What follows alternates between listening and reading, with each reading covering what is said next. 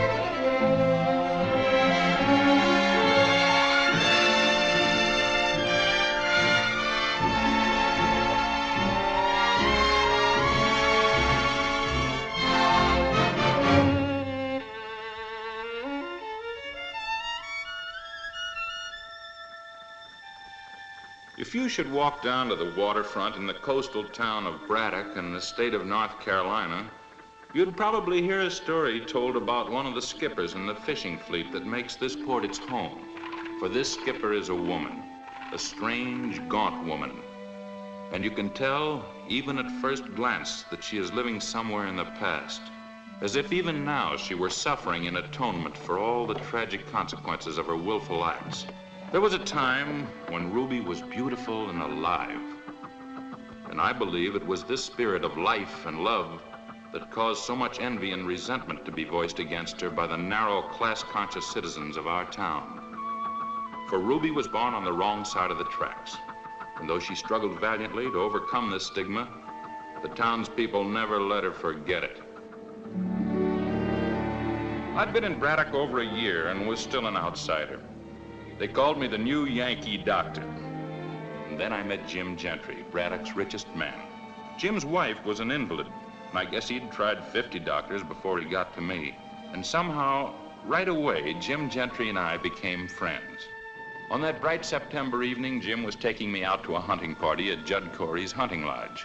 To a young and ambitious doctor, that should have been the main thing on my mind. But strangely enough, it wasn't. Does Judd's daughter live at the lodge? Oh?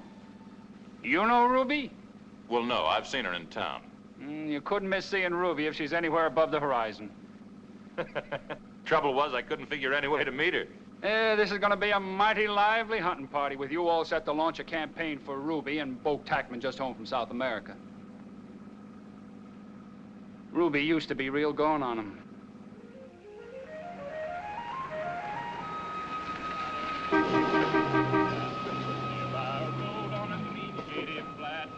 Betsy quite tired lay down to repose while with one eye gazed at his Pike County road. It sounds like they've already got a head start on Judd's sour mash whiskey.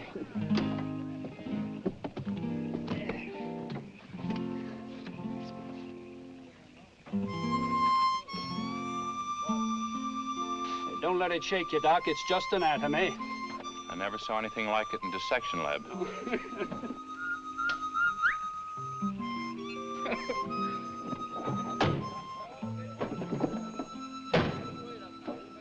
Oh, Jim, it's you. Don't butter me, honey. I know you're disappointed. You're blushing, sugar puss. Here, Mr. Ginter sent you a gun. Oh, boy, finished it real soon. Ginter's usually slow as tar. This gun's a hand-me-down from Pop. I had Ginter make me this new stock. Oh, Ruby, this is Dr. Manfred. Only he'll like it better if you call him Saul.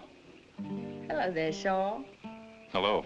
Saul took one look at you and got the, look, that glazed codfish there. I told him it was just anatomy.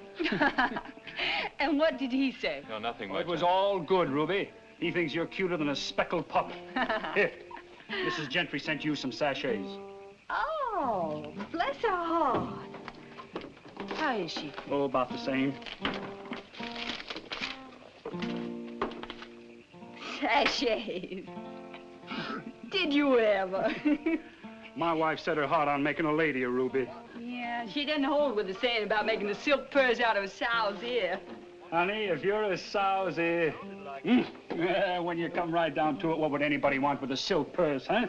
Mr. Gentry, sir. Well, we've been expecting you. This is Dr. Manfred, Judd. How do, Doctor? Oh, Judd? You're real welcome.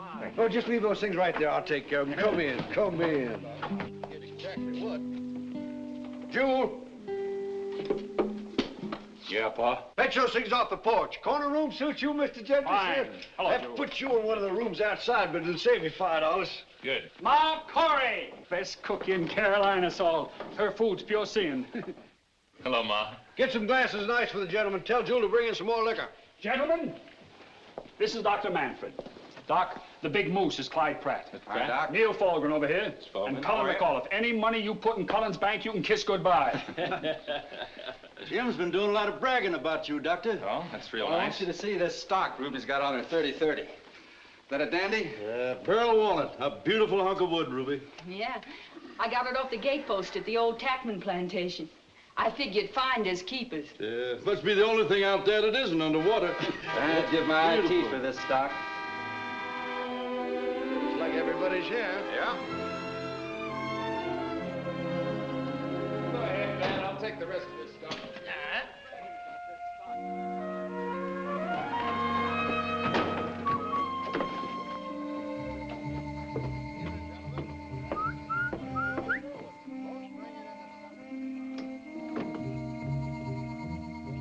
Ruby.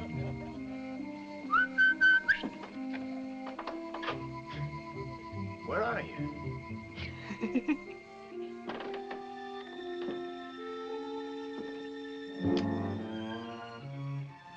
Hi, stranger. You look just about the same to me. You have me at a disadvantage. I can't see what you look like. But I can imagine. Hey, give me that light. Let's see what I've been missing. Keep away. Have you grown any? I'll bet you filled out some. Keep your hands off. Keep your hands off me.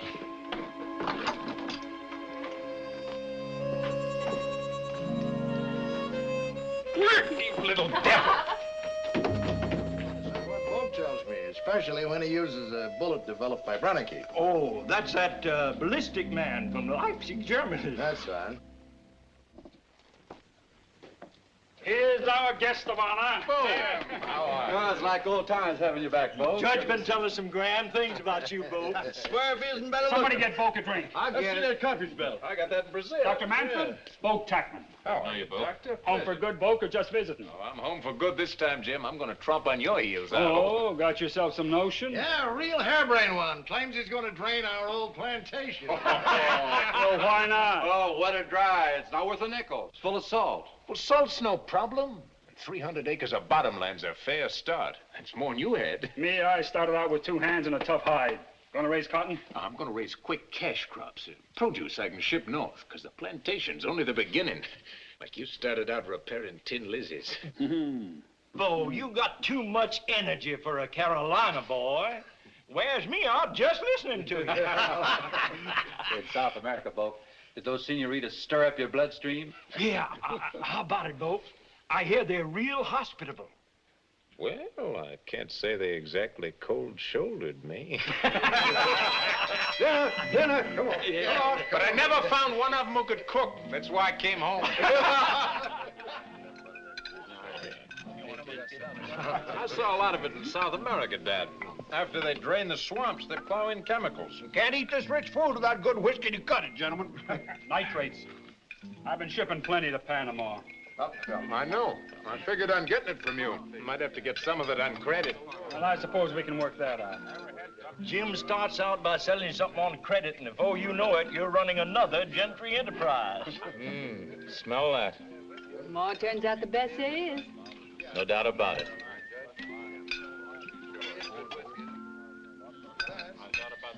First time I've seen you waiting on table, Ruby. Maybe the last time, so take a real good look. I do that anyhow. Boss said it's time she was learning to do a woman's work. Oh, and maybe you'll sell me your 30-30. You got no more use for it. Don't you just wish? It's bagging me a deer tomorrow. Dad doesn't seem to think this plan's gonna work, though, Jim. I can't sell him on it. I raised Ruby like she was a boy. And something sure must have got out of hand. Look at it. Except for those pants she wears. Hear that, Sugar? Mr. Pratt wants you all over fluffs. Boake's got a sound enough plan. Once the land's drained, he'll have collateral.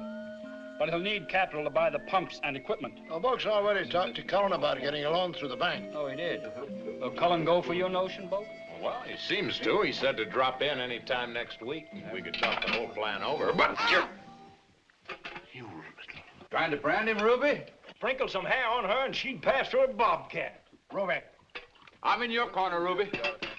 Ruby, what's going on? Huh? Nothing, Pop.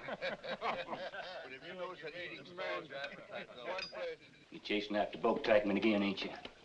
Inviting damnation for your soul. Dry up. He'll leave you flat. Same as before. I learned a few things in 5 years. Well, don't you think he's learned plenty, too? He ain't no kid no more, and he won't be satisfied just holding hands. That's my business. What in hell for? Hire yourself a church. You watch your tongue, Missy. You're leaving the hour of reckoning out of your judgment. When the wicked shall be judged for the sins of the flesh and condemned to eternal and everlasting fire.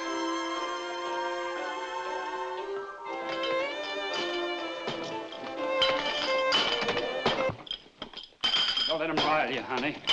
Here, now, can't you leave those things? Come and sit down and talk to Jim and me. No. Pop's getting you up before daylight. You better get some sleep. We'll turn in pretty soon.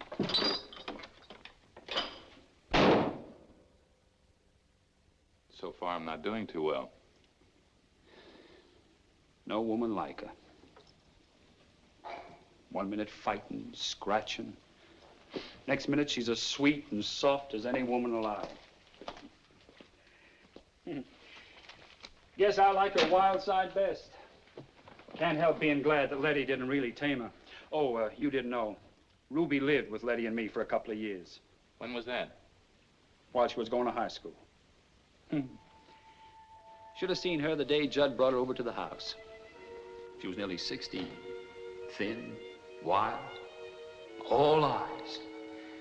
Judd thought I was a good enough friend to come to in time of trouble. That pleased me. There had been a beach party given the night before for the high school football team. Boake was the star fullback on the team and one of the most popular young men in the county, which is why, I suppose, he always seemed to think that Ruby should be his for the asking. But Ruby resented his taking her for granted, and so that night, when he tried to get fresh with her, she jabbed him with her oyster knife.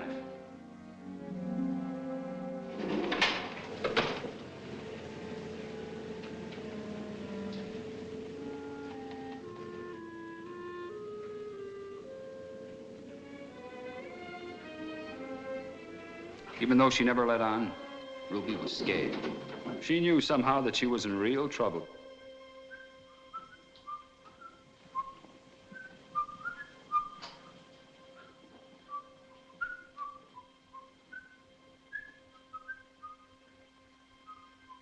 Well, when Ruby suddenly appeared in Letty's bedroom door, Letty was surprised. She called Ruby over to her bed, and Ruby told her the whole story.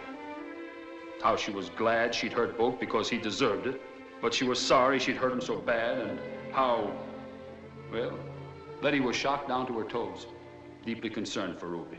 She rang her emergency bell while she told Ruby that everything would be all right. I came pounding into Letty's room afraid that something had happened to her.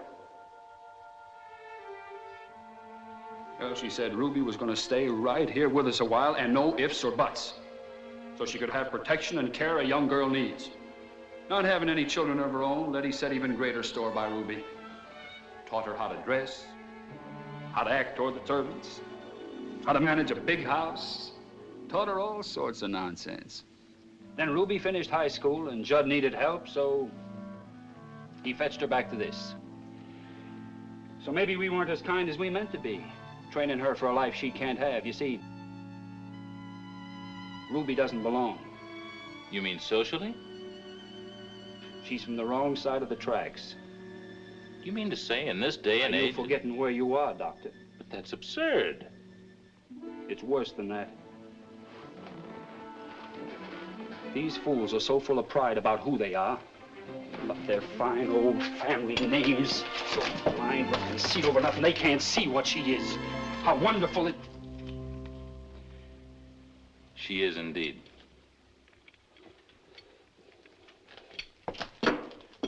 Good night, Doctor. Good night, Jim.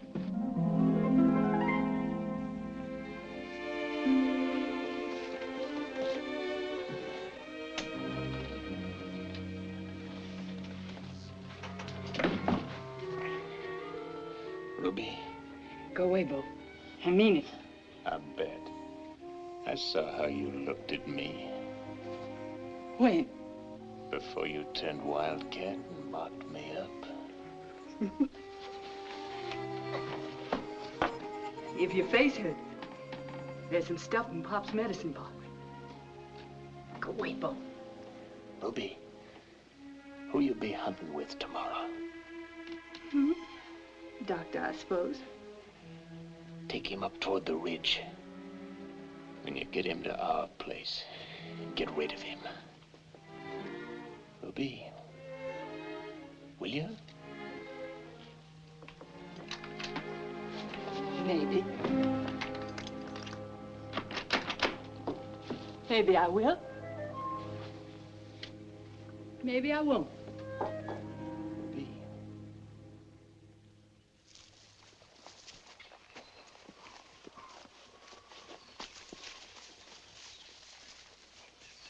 Hold it.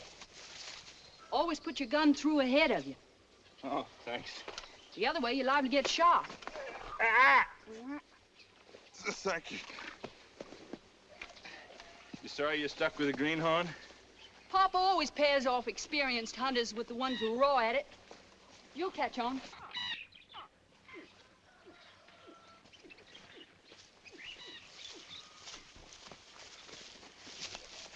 That's the trail to the swamp. Good place if we were after birds. They come there to feed. But you want to shoot them when they're flying toward high ground. Why's that? Try getting a bird out of that muck, it'll swallow you. It's tree deep and soft as pudding. Beautiful. It's not good for anything. But I guess it is beautiful.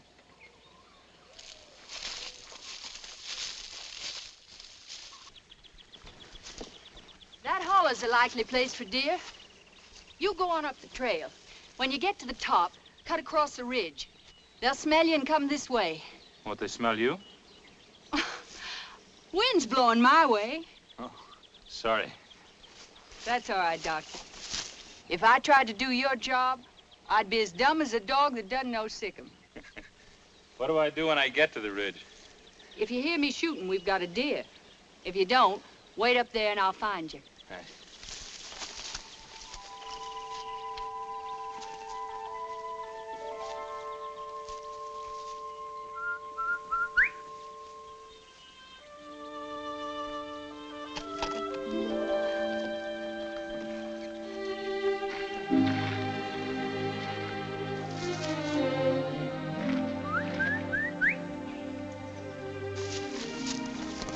Long time getting rid of it. Maybe I like the doctor. Like.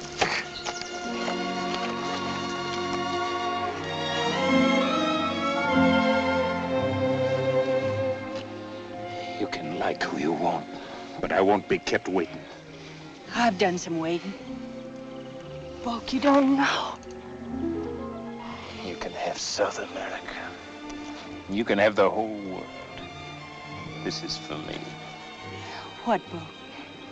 Hill country liquor, tidewater cooking, and North Carolina women. Like I always said, there's nothing like a dame.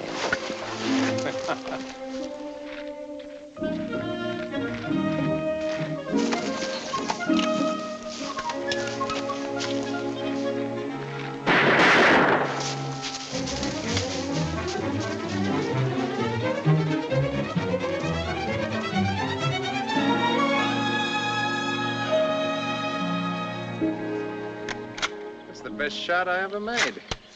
Naturally, I missed. He was shot twice, a couple inches apart. Hey, 5-pointer. He's a beauty. So are you. No, Boake. And no more games, Ruby. You're gonna get it straight in your head, Boake Tackman. You can't come back here and treat me like part of the scenery. I'm not just a North Carolina dame. And you know I'm crazy about you. Along with deviled crab and moonshine whiskey. I remember the way your hair smelled. How it felt to put my arms around you. What a crazy, beautiful kid you were. You remember all the lies they told about you and me? How your family and all those snobs were so dead sure they knew what was going on. Well, they were wrong then, and they're still wrong. You're so pretty when you lose your temper and your eyes start blazing. Hey, why don't you give up, Ruby? You know you can't hold out the way you feel. Get out of here! I swear if you don't get out of my sight, I'll blow your head off.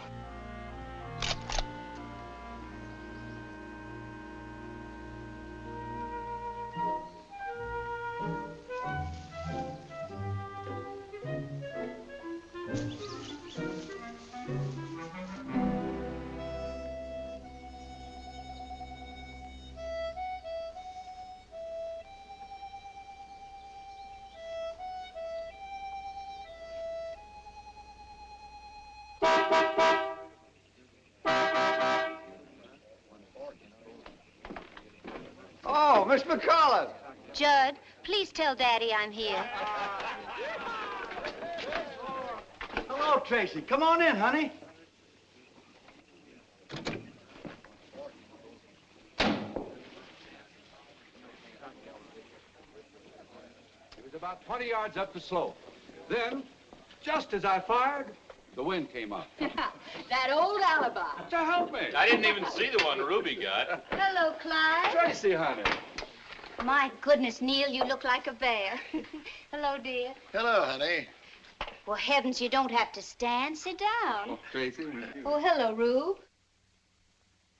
Hi, Tracy. This is my daughter, Tracy, Doctor. Dr. Manfred, honey. How do you do? Oh, Vorges told me all about you, Doctor. Our cook. You delivered her grandson, and she says you're wonderful. Thank you, Miss McCullough. Ready, Bo? All set. Here's yours, Dad. Oh, thanks, boss. My, you smell awful woodsy, darling. I came to fetch my men early. I knew they'd be dirty from head to foot, and I want them to look nice for my party. Hello, Jim. Hello, Tracy. The rest of you can take your time. If you're there by 9, I'll forgive you. We'll be there. Oh, Dr. Manfred. It's a little supper dance at the country club. Sort of a welcome home party for Boake. Please come. Well, it's not as dull as it sounds, Doctor. If Braddock's the same old town, come sunup, you'll be riding home with nothing but a head. I'm sorry, I'd like to, but I have an engagement. Oh, well, another time. Well, so long. We'll Bye, see you boys. later. Take care, Here's Tracy. the club, fellas. Sorry, Tracy. Goodbye. Bye. Come on, fellas. Well, nice girl, Tracy. Got brains, breeding. Yeah, brains and breeding. Well, nothing's been said yet about the getting engaged, but Cullen and I are all for it.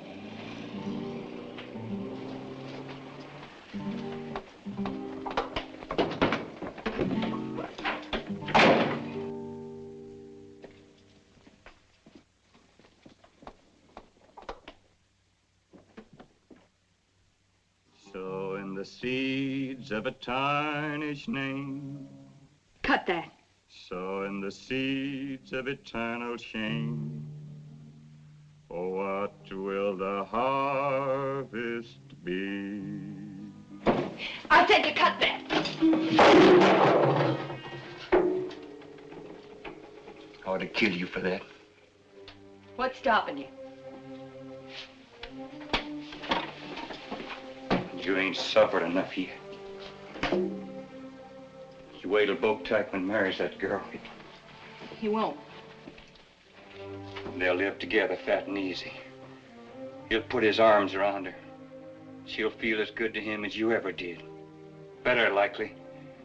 Because of the fine life that goes with her. She and him will have kids. No, he's mine. It seems he don't know that.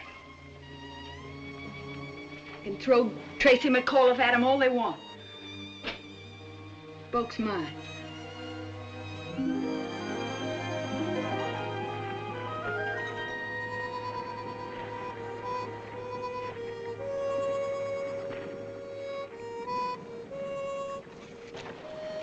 Why so quiet, sugar? We going fishing? What's the use? They're not biting. Not biting? Come on, honey, give me a hand cleaning up this tackle box. Ruby, there ain't a fish in the world won't bite if you go at it right. Not for me, they won't. Honey, you gotta figure like your old man. All these little fish that hang around near the shore, they're not for you and me. We're after the big ones. The big ones you gotta go after. Out there, where the water's deep. When we get way out yonder, you'll see old Mr. Fish. He come wiggling along, fat and sassy. He's had the pick of the lot down there, see? All of a sudden, he looks up and sees something different. Pretty soon, old Mr. Fish can't stand it any longer. He's got to have a sniff. And then, kaplunk! Your wheels in your reel right fast, you got him hooked. Yes, sir. That's all there is to it, baby. At the right time, give him the right bait.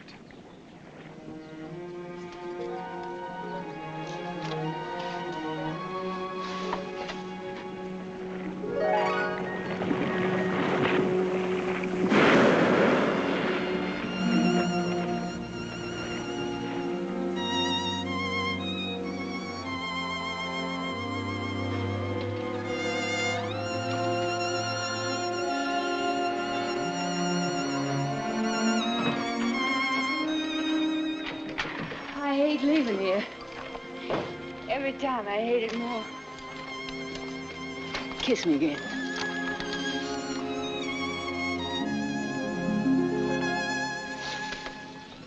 Oh, I left my sweater. I can pick it up tomorrow or the day after if you don't need it. No, but what if your father should stop by? Not a chance. The judge is as dependable as an ocean tide. He moves out here the first Monday in June and goes back to town the morning after Labor Day. I hope you noticed you got a gal that can open a door all by herself.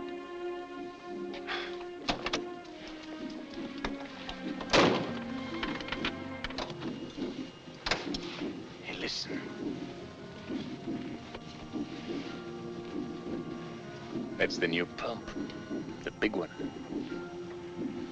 Salt marsh for 50 years. Now there's 100 acres planted and 100 more almost ready to plant. You'd think nothing would ever grow.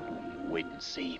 When I get the pump and the nitrates paid for, that land's gonna grow fleets of trucks, barges, cannon factory. Boake Tackman, empire builder. Sounds like a big heart beating. It is. It's my heart. Oh. What about me? You really think you can compete with a man's work? Come on. It's nearly morning. Stars are fading. Boake, drive me back along the beach.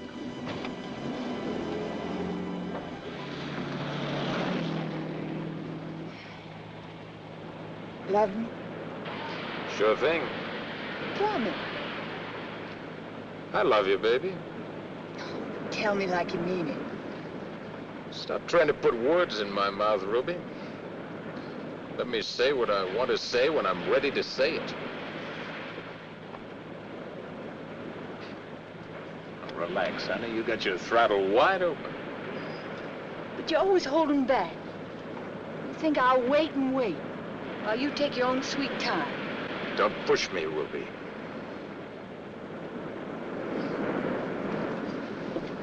Who's pushing? You and that one-track mind of yours.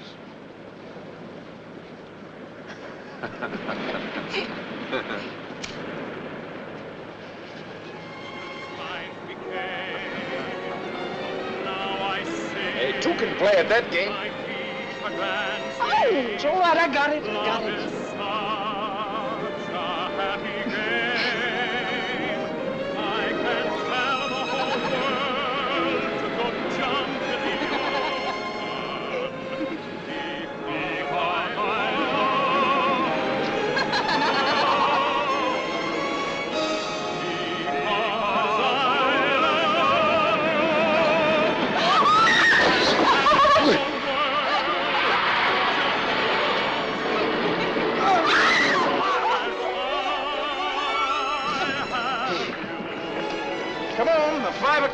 Mary's about to leave for the mainland.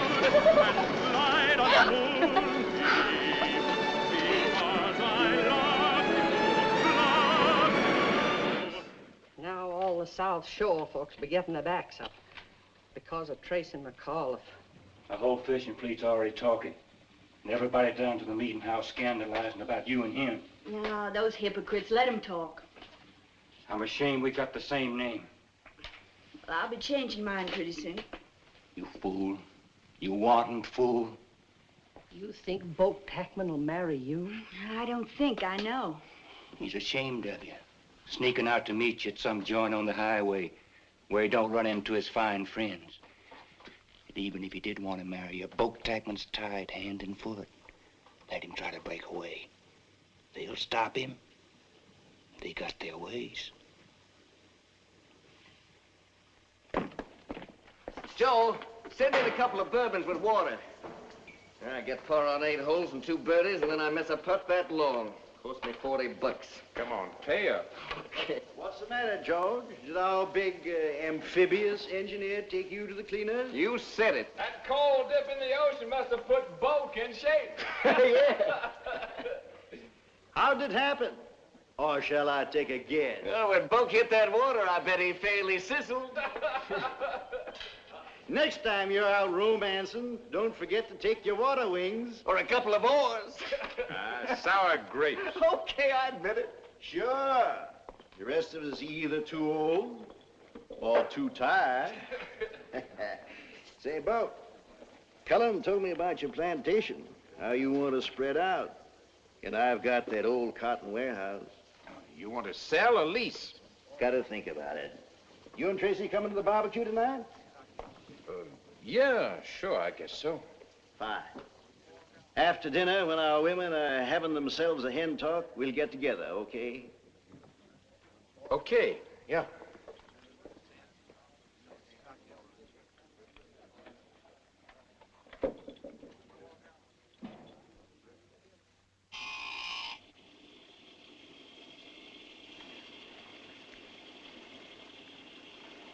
I read in the paper where you went to a party at the McAuliffe's. Yes.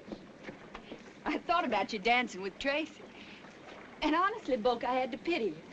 She's so bony. Ruby, I want to tell you about Tracy. That's all right, darling. I know you have to be sweet to Tracy. After all, when her father's lending you all that money. It's going to be announced Sunday.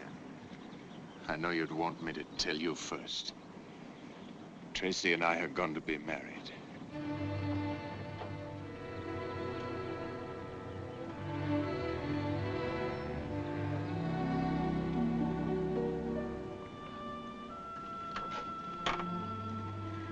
Our families have more or less planned it since we were kids. And are you going to use your lying mouth to tell me you love that weak giddy-head? Ruby, with you, it's been so sweet and wild and crazy. But when it comes to settling down for the rest of my life, you see, I like the little corner of the world I was born in. I like everything about it. Including Cullen McAuliffe's money? The money's part of it, so I can do the work I want to do. You can get a job, and I can work. We don't need the McAuliffe's money. Ruby, I'm not talking about earning a living. For 100 years, the Tackmans have been sliding downhill. Ever since the tide swallowed our plantation, not one of them lifted a finger to do anything about it. Setting out their lives in verandas, sopping up bourbon whiskey, like my dad. I'm not gonna end up like him. I'm gonna do things that'll shake this whole town awake. Change the whole tidewater. Things I can be proud of. Like marrying somebody you don't love? Well, there's all kinds of love, Ruby. I've known Tracy so many years. It's not like you and me, no. But Tracy's gentle. She's bright as a dollar. Yeah, I know.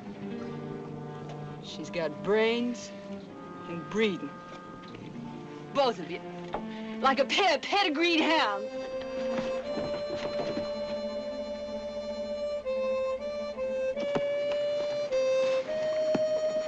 Ruby, listen.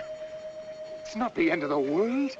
I'll still be around. I won't be tied hand and foot. We can still see each other. You'd do that. You'd come to me on the sly. You'd try to make me... Ruby, I didn't say that.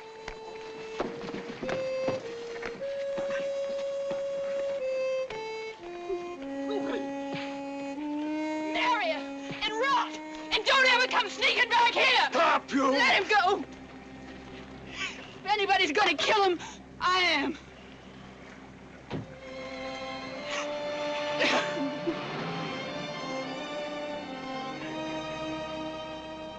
Last Wednesday afternoon, a surprise shower was given for Miss Tracy McAuliffe, who will marry Mr. Boake Tackman, son of Judge Henshaw Tackman. The Tackman and McAuliffe... Hello, Doctor. Hello. Hello, Letty. I declare, Dr. Sewell, I'm beginning to think you have a case on me, the way you're always popping in here. You mind? Mercy, no. I'm partial to doctors. One of my beaux was a doctor. Miss Drucker's making me a new dress for the wedding. Oh? She's a spinster lady, poor thing. Got no idea what catches a man's eye. I wouldn't worry if Ruby were here. Nasty old needle. I'm a brute. I was just talking. I don't really mind. Whatever that medicine is, makes me feel lovely. Dr. Sewell, tell Jim to drive out and get Ruby. Tell him it's doctor's orders. He'll pay you some mind. All right, Letty. I'll talk to him right now. Thank you, Doctor.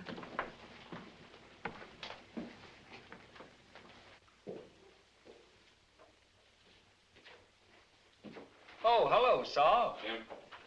Hey, haven't you noticed a change in Letty the last couple of weeks? In what way? Well, seems to me she's a lot livelier. More interested in what's going on. Why, she's even planning on getting up to go to Tracy and Boake's wedding. Yeah, she told me.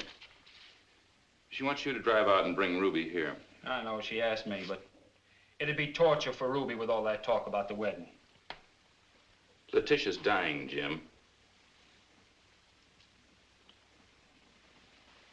This change, you notice, is something that often happens just before the end. Sudden resurgence of energy. Like a dying tree sometimes has a final burst of bloom. Just want another doctor's opinion. No. How soon? 2 weeks, maybe less. I only hope and pray she doesn't suffer. Well, it'll help if Ruby is here. Oh, no doubt about that. It's the kind of dress that bowls men over. Makes all the women green with envy. Letitia, I swear you got the figure of a girl. May I have this dance, Letitia? Da-dee, da-dee, da-da, da-dee, da-da-dee. You're light as a feather, Letitia. Da-dee, da-da. This lady. This lady. Lie down. Please, give me the button.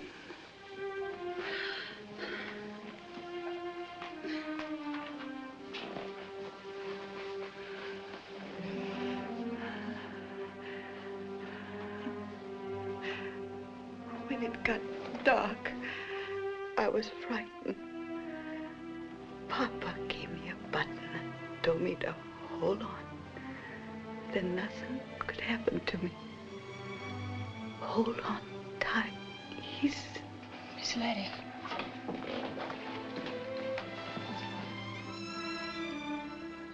Did you notify Mrs. Gentry's cousins up in Raleigh? Cousins, aunts, nephews, nieces. Anything else I should do?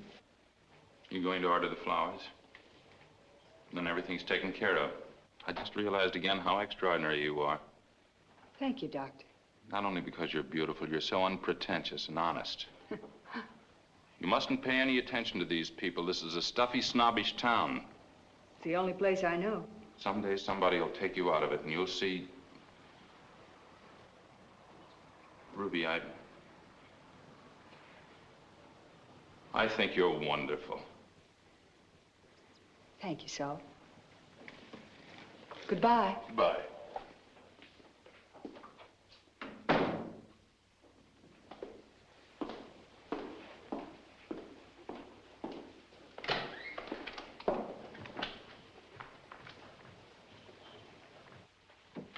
I'm going downtown. Oh, here. Take my car. Thanks. Has Saul left? He had to go to the hospital. You know, I think he started to propose to me. Saul? Huh? He lost his nerve. Is there anything I can bring you? No. I won't be long. Well, Jim wasn't jealous of me. I'm sure of that. But he must have realized then how Letty's death had set him free. And now, each faced a painful loss. Yes? And a lonely tomorrow. My Martha says you're packing. Everything's taken care of, so I'm going out to stay with my folks. I'll be back early Wednesday morning. Well, why not stay on here? Give them something more to talk about? Oh, I don't see you. Now, what's wrong with your being here? The years I've known you? Why, you... Now, Jim, don't tell me that I'm just like a daughter. You still planning to go to New York? I suppose so. Maybe you're planning to get married.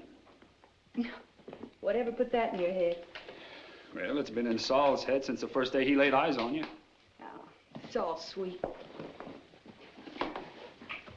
Martha's fixing supper early so I can eat before I go. Ruby!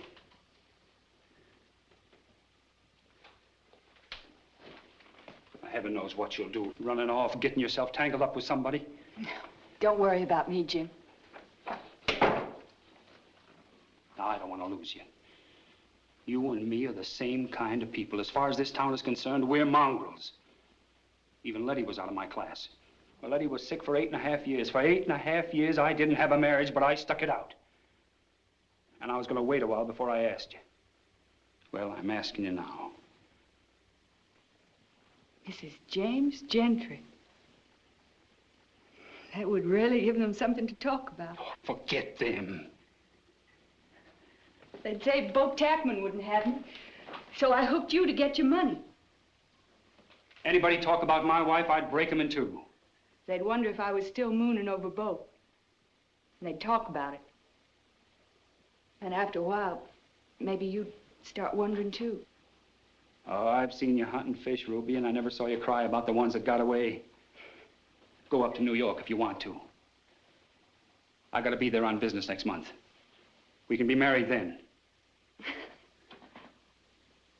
All right, Ruby? All right, Jim. Boake and Tracy were married in the traditional manner to which Braddock was accustomed. And then, without telling his secret to another soul, Jim went to New York and there made Ruby Corey his wife.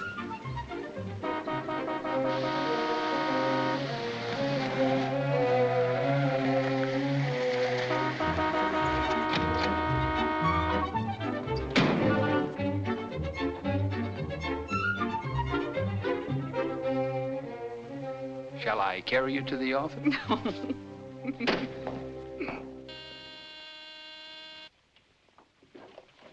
Yes? Mr. Falgren and Mr. Biffle are here. Oh, fine. Send them in.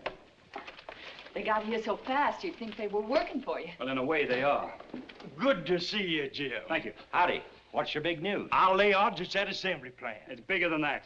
Gentlemen, I want you to meet Mrs. Gentry. Ruby? Ruby and I were married last Thursday in New York. Well, congratulations, Jim. I mean it. I'm sure you do. Yeah, it's not good for a man to live alone. I'll run it front page tonight if you say so, Jim. That's why I called you over. Any sort of statements you want to make? You can say we're both very happy, and we're glad to be home. And we can sure say the bride's a beauty. Let me tell you, Mrs. Gentry, you look like $1 million. I've seen $1 million, and believe me, Ruby looks a whole lot better. Yeah. Well, I better hop back to my office before they run off the paper. Yeah, I'll run along, too. Oh, one more item. You might want to say we're going to give a party real soon. End of next week. Okay. So that all my friends can meet Mrs. Gentry. You two gentlemen are invited. And your wives. Well, that's nice of you. Right, Sugar? Very nice. Thank you very much, Mrs. Gentry. We'll sure be there. Couldn't keep us away.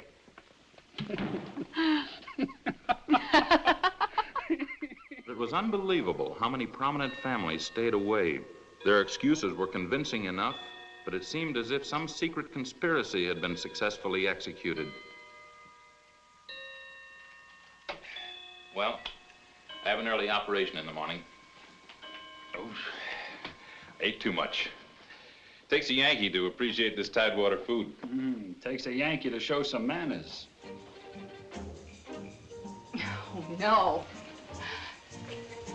Frank, tell them that'll be all for tonight.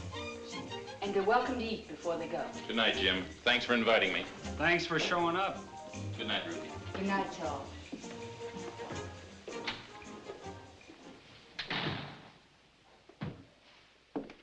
Forget it, Jim. The ones who did come had a good time. The rest of them don't matter. Not to me. They underrated me. They'll find out they've been tempting Providence. They'll never accept me. No? We'll see about that.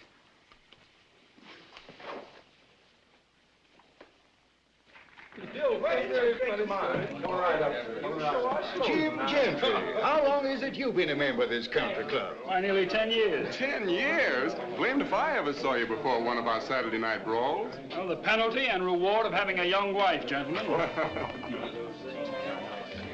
Oh, there's the next dance. I better get out there. Tap. Yes, sir. Ruby said if she was stuck with Grandpappy Stafford for more than one dance, she'd scalp whatever hair I had left. And that I want to keep. Thanks for the drink, Jim. Oh, hello, Doc. Neil, how are you? Good to see you.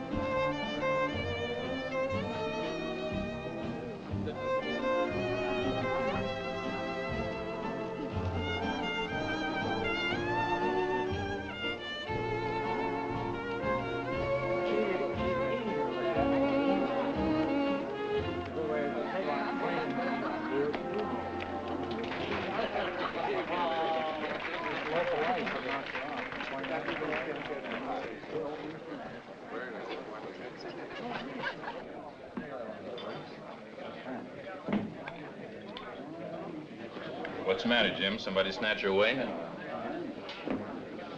Jim? Yes, sir? Same as before.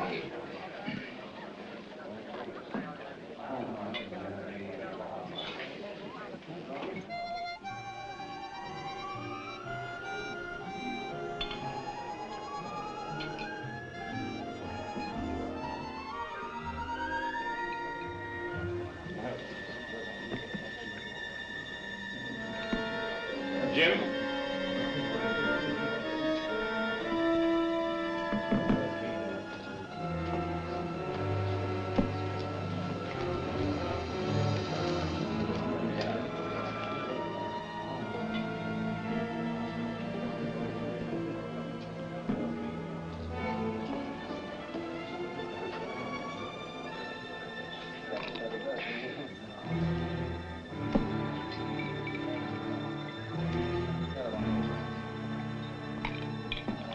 Doctor, can I ask you a question? Yeah, go ahead.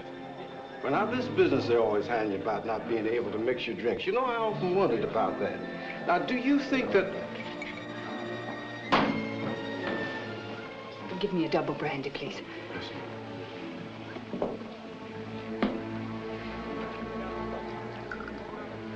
And please put some ice in a towel.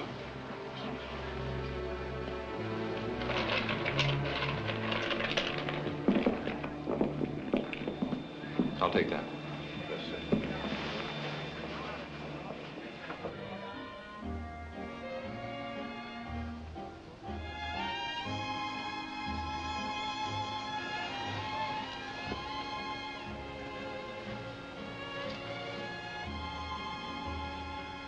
Here, drink this.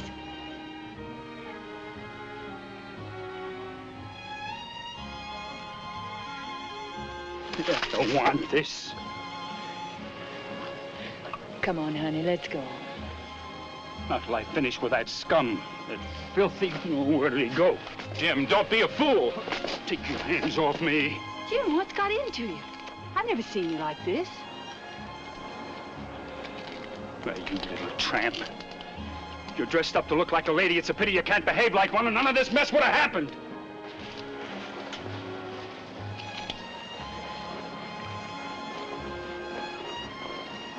Ruby!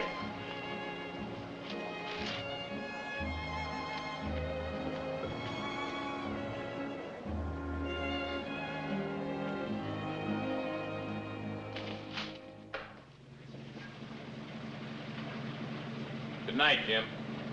Good night, Doc.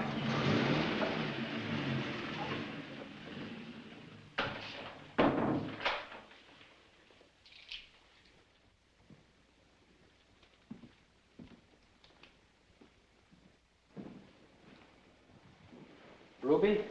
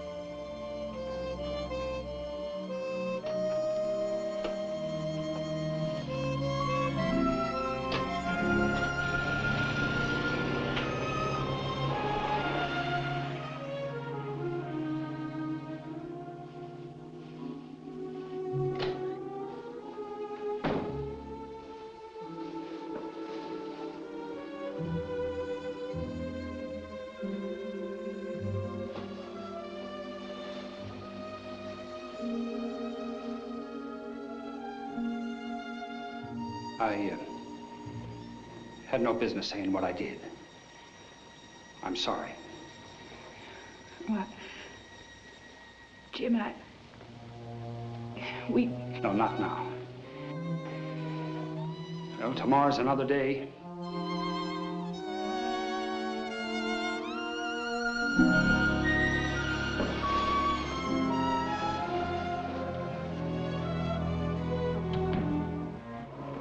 Wind shifting.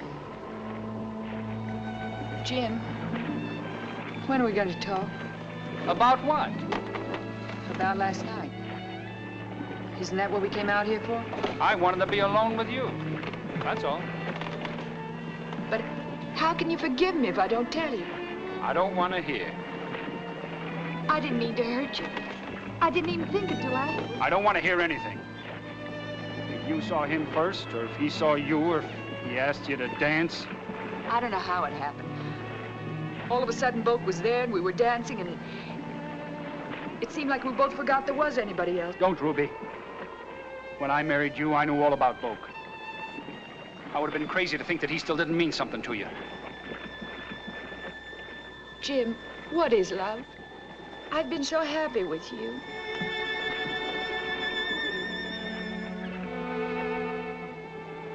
Don't talk. I don't mind being second best. Oh, Jim, I do love you. I do. How could I help it?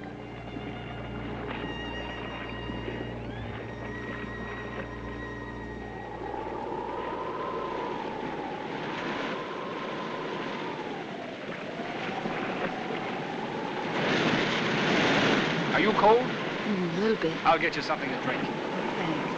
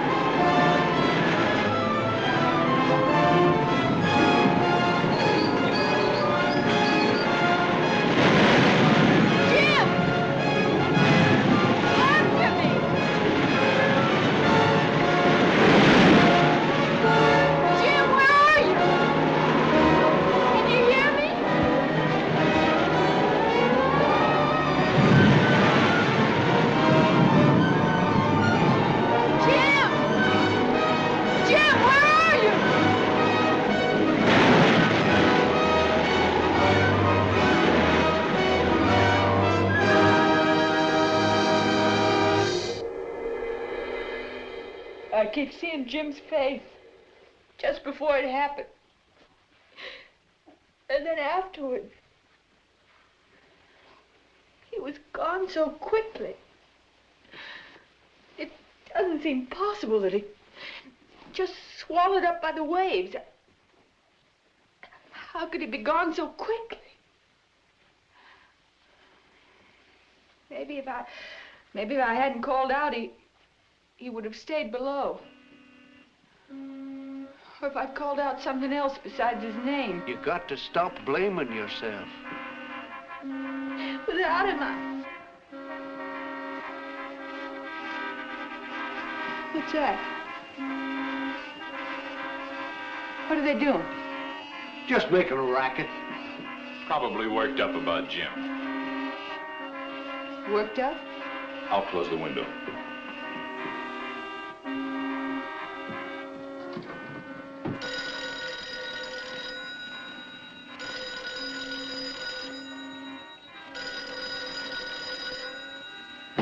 Hello?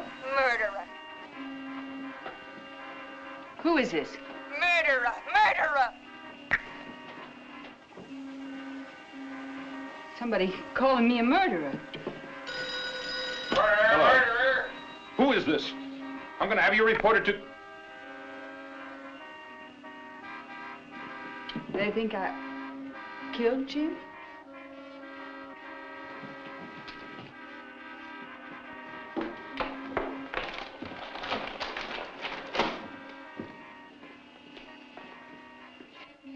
Sheriff Anderson, after questioning Mrs. Gentry, did not dismiss the possibilities of suicide or of foul play. He said he was forced to accept Mrs. Gentry's story since there were no other witnesses to the tragedy.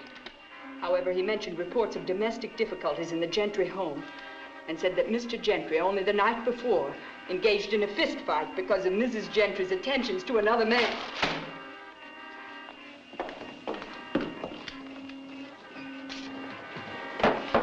Stay away from that window, honey.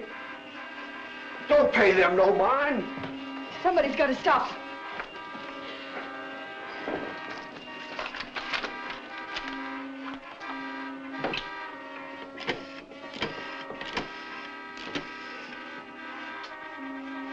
Braddock Times?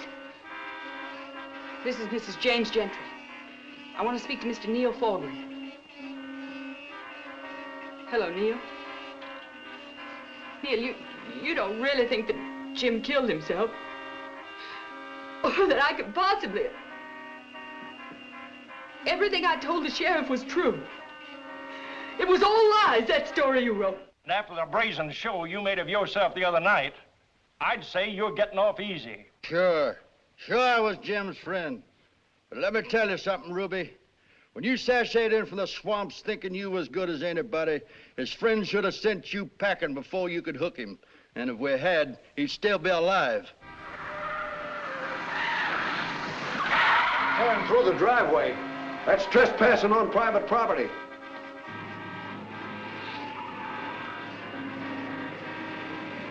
I'll stop him. No, Judge, that'll just make things worse. She's talking about. Don't you understand what's going Get out of my way, No, no, Judge, you've got poor to little stop. shells. Judge, Little shells. Get out of here!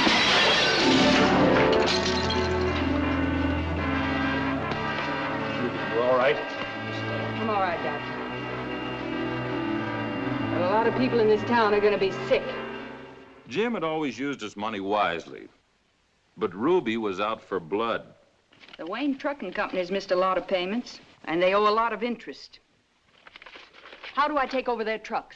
Well, if you want the truck, since the loan's delinquent, you can demand payment in full. I want payment in full.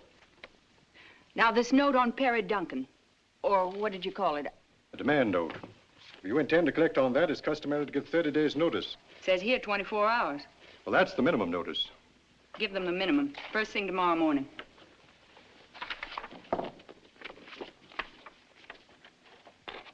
How did this get here?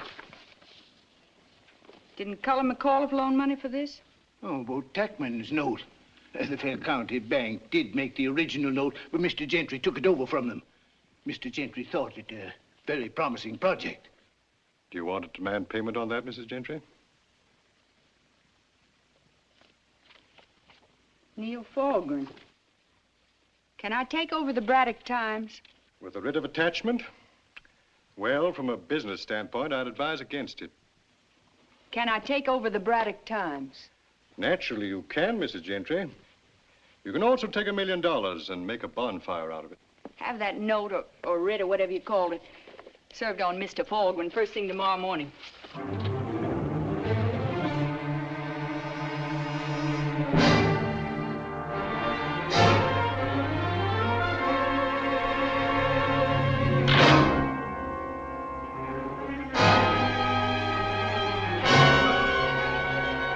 All the boats tied up the docks because of you.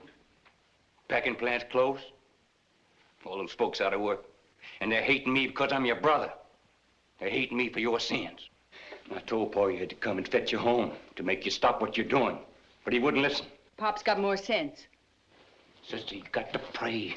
Pray for forgiveness. You gone crazy, Jewel? No, kneel with me. Tell her you sinned. So as I can go to the meeting with a joyful heart and say yes. Yes, she sinned, but on her knees she said she was sorry. Sorry?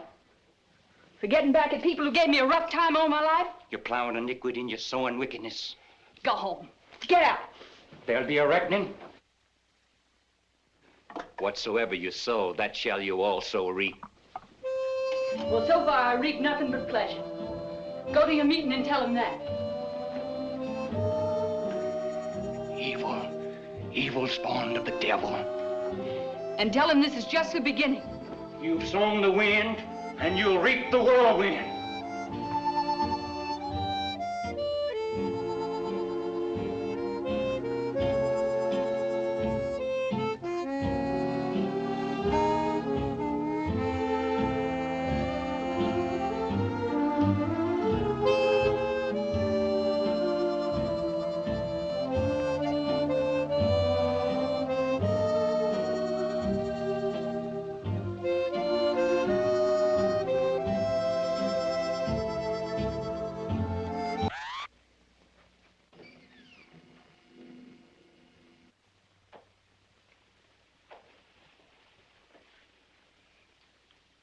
Well, Bo, I expected you a couple of days ago. Well, I've been staying out at the project. I didn't get your letter till this morning. I got here as quick as I could. Didn't even stop to dress for the occasion. Oh? What occasion? Calling on a beautiful woman. Would you like a drink? Sure. I was hoping you'd come to see me without being asked. Well, I thought of it. Well? I was afraid you might have blood dripping off your clothes.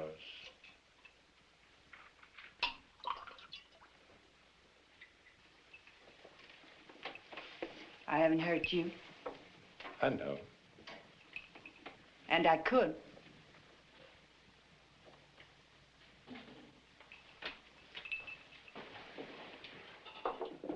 Do you know why I asked you to come here? Probably it's my turn, and you want to see if I'll crawl. For old time's sake.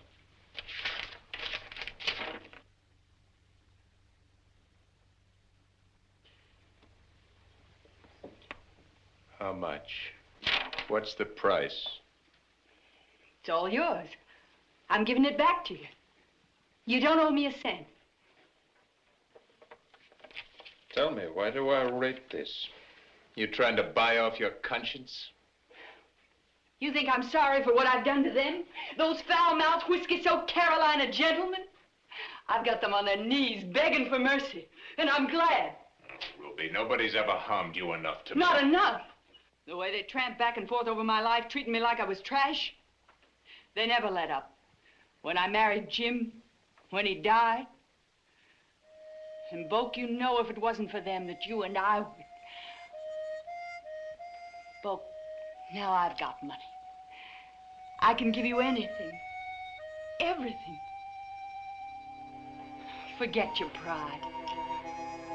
I don't care now if you were wrong or right when you married Tracy. I'll never talk about it. You're worried about what people will say. We can leave. We can go anywhere in the world. Oh, Boake. And they lived happily ever after. Kiss me, Boake.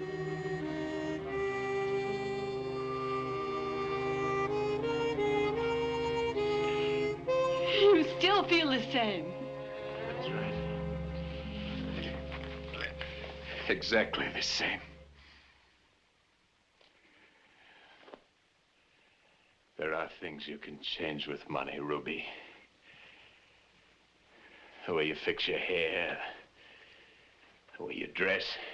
You can buy houses, dogs, guns, cars. You can even buy some people. You can buy a lot of things with Jim's money, Mrs. Gentry. But you can't buy your way out of the swamp. And you can't buy me.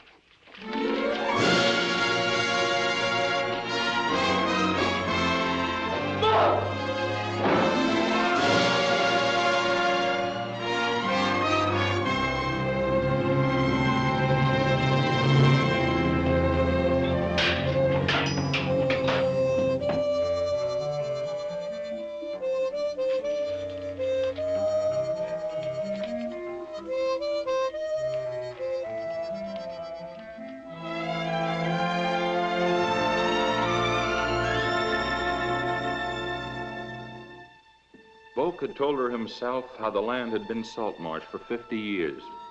And now, as hundreds of acres were drained and plowed and planted, all his hopes and ambitions were growing there.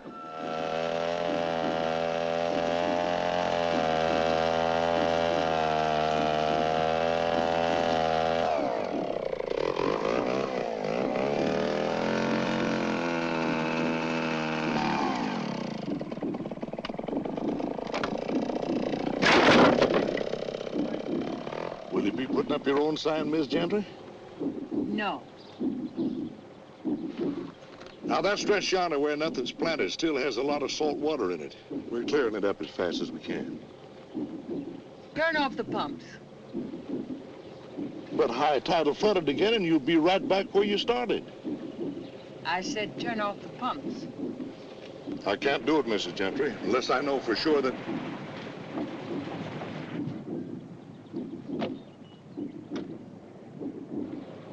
Walt, he doesn't seem to think I own this property.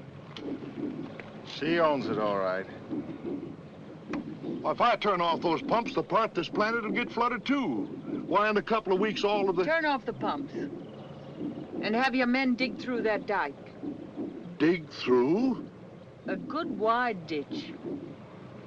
I don't want to wait a couple of weeks. It was almost as though Ruby were jealous of the land, as though she finally realized that her only real rival for Boake's love was his ambition, his determination to be more than just a tackman. And so, almost as if it were another woman who stood between her and the man she loved, Ruby attacked the land and destroyed it, and watching, felt a bitter satisfaction. What Ruby had never understood was that a man and his dreams, a man and his work, are one and the same. Boake had tramped those fields, had dug in the muck with his own hands, and put all his strength and mind and will into making those frail plants grow.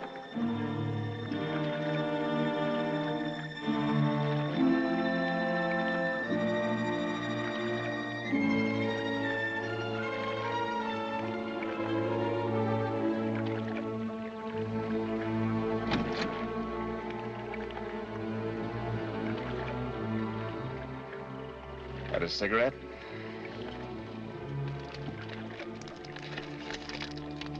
Match?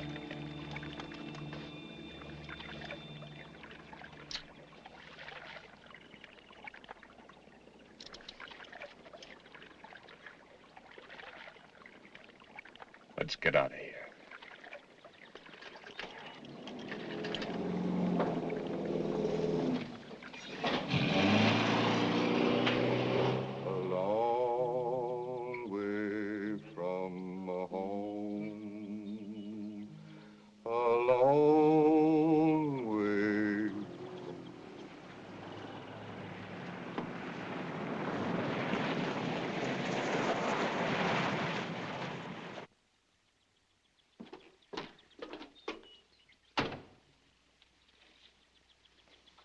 Ruby, baby.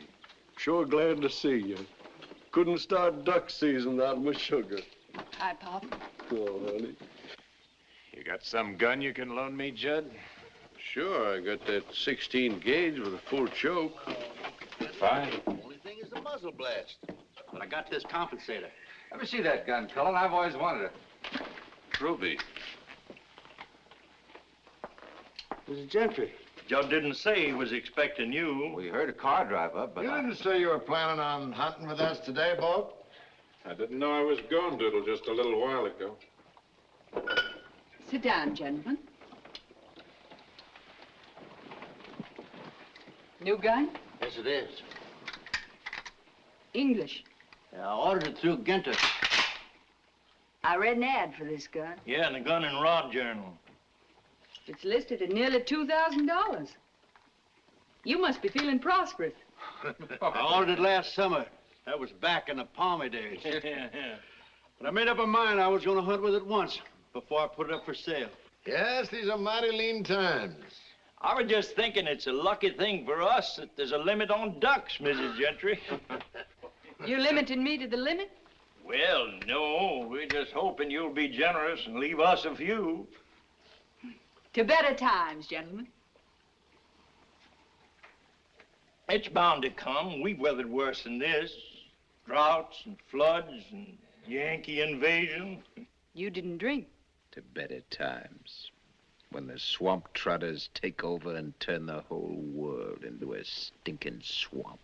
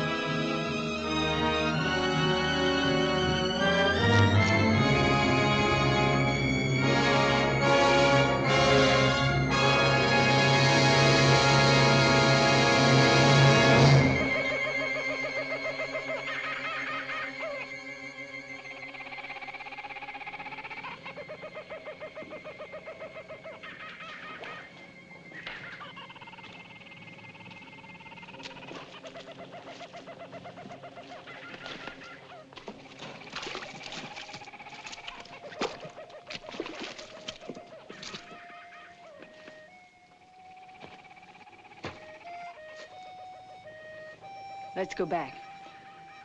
What's the matter? Don't you like it here? Maybe you're afraid. Of what? Of me. Of the kind of man I am now. Boake, you're hurting me. You finally got me, Ruby. You got me where you want me. But you don't like it, do you? I don't mind you taking the land. But why did you have to scuttle it? Why do you have to ruin everything you touch? Oh, Boake, I loved you so much. Ruby, it's good to see you afraid. Oh. Go on. Kill me. I was wrong. I didn't know. Oh, God didn't want this. Oh, Ruby. When I think what it could have been.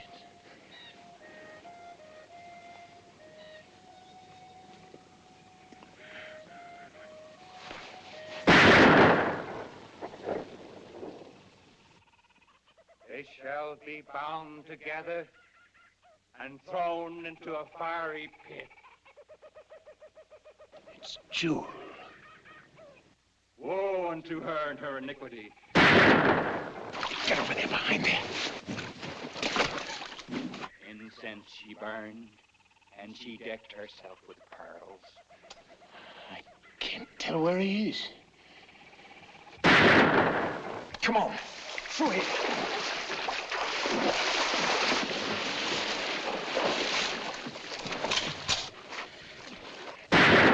Over there, keep low.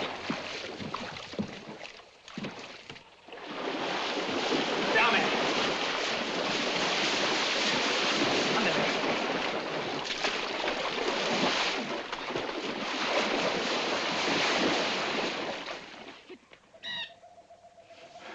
Woman is the very root of wickedness. In her beauty, a snare.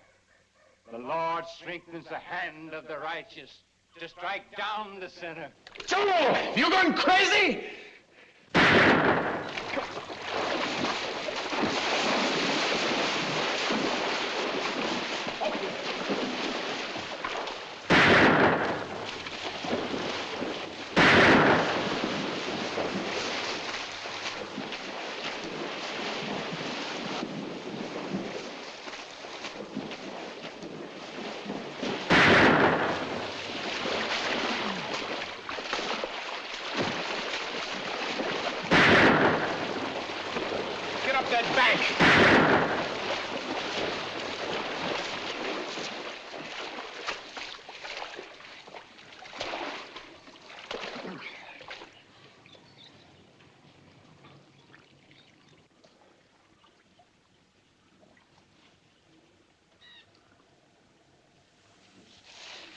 Say you love me. Boake, say you love me.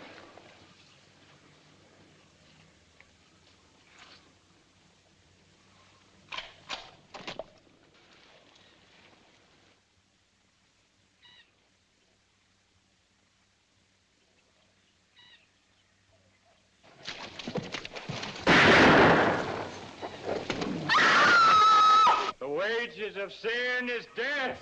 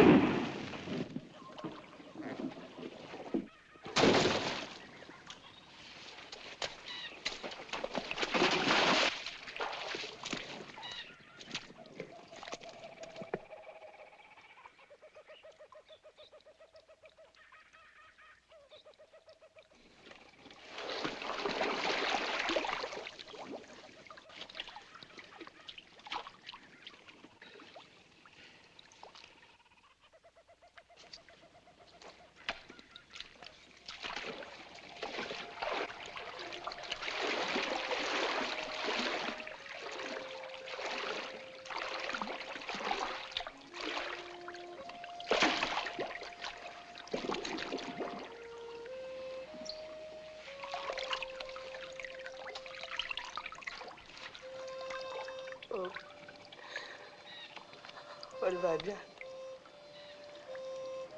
What have I done?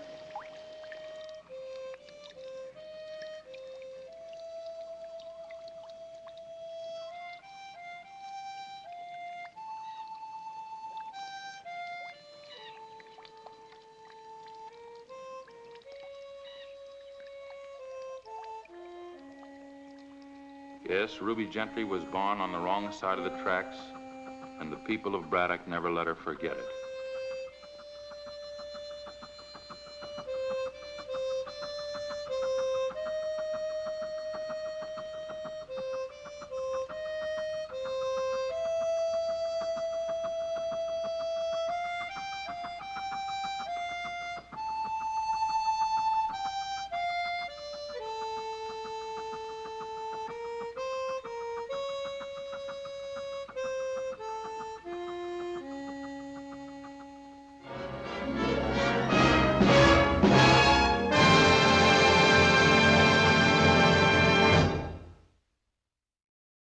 Enjoyed the film?